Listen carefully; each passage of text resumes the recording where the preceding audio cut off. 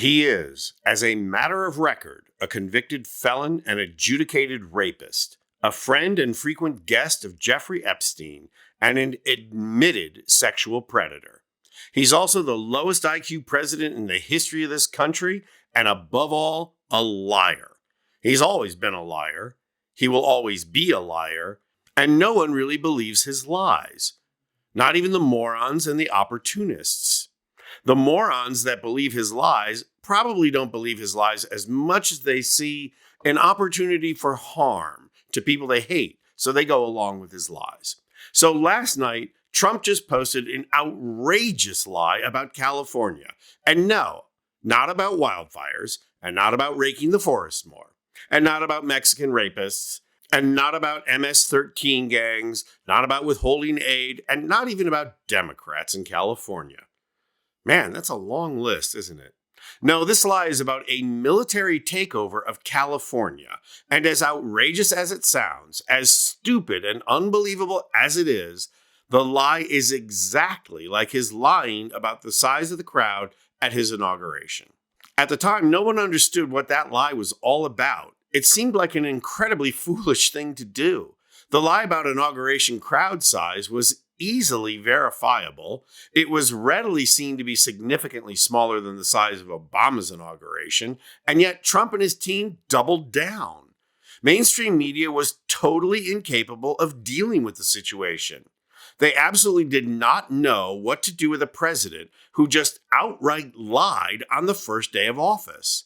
They wanted to say he's mistaken, but Trump and his staff doubled down and insisted on the lie. The mainstream media basically asked themselves, are we going to go to the mat over a stupid lie? And their answer was, nah, this is just way too silly to go to the mat over. And besides, it's only the first day of the administration. As journalists and editors, they fundamentally failed to grasp the significance of the lie and their response. It was not a stupid lie, it was a strategic lie.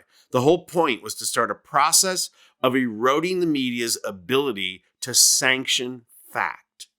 It was a test, and they failed.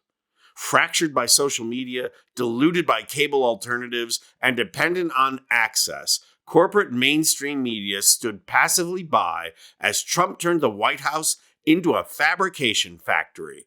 And whenever an individual reporter might have the guts to stand up to Trump, he would dismiss them, and the rest of the press corps stood idly by, the possibility of collective support and response not even entering their minds. Well, here we are again, early in the Trump administration, and Trump just told a massive lie about a military takeover of California. And it won't even make the news, let alone become the lead story like it should. This is what Trump posted on social media. The United States military just entered the great state of California and, under emergency powers, turned on the water, flowing abundantly from the Pacific Northwest and beyond. The days of putting a fake environmental argument over the people are over. Enjoy the water, California. Pretty dramatic, not to mention questionably illegal action on the part of the military. Did Hegseth order them to do it? Is that why he was hired? Or did Trump give the order directly? And was it standing troops or the California National Guard?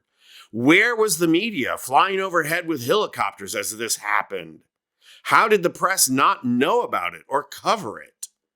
Well, the state of California answered those questions a short time after Trump made his post. And this is what they said. The military did not enter California. The federal government restarted federal water pumps after they were offline for maintenance for 3 days. State water supplies in Southern California remain plentiful. So, yes, once again, a complete and utter lie by Trump. But the last thing you can call this is a stupid lie.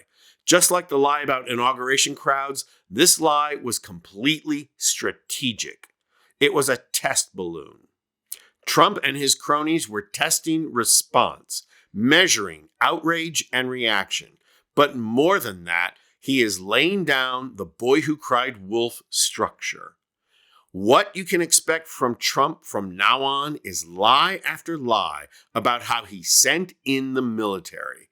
And right when everyone starts tuning out his bluster about sending in the military, that's exactly when he is going to do just that. Illegally sending the military into a place like Chicago and arresting the mayor and every brown-skinned person they find and getting the benefit of a 1 to 2 day window while people and the press try to figure out if it's true. You think that's hyperbole?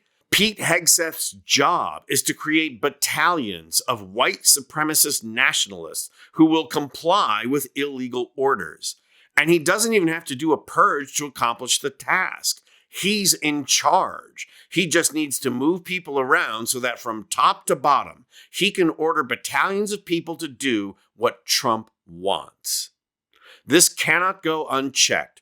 Gavin Newsom needs to get in front of the cameras today and not only denounce what Trump did, but expose the purpose of what he's doing. Orange Mussolini is a moron, but he's a dangerous moron. And people like Gavin Newsom need to cut off his oxygen supply so that he can't speak. I'm Anthony Vincent Gallo for Occupy Democrats.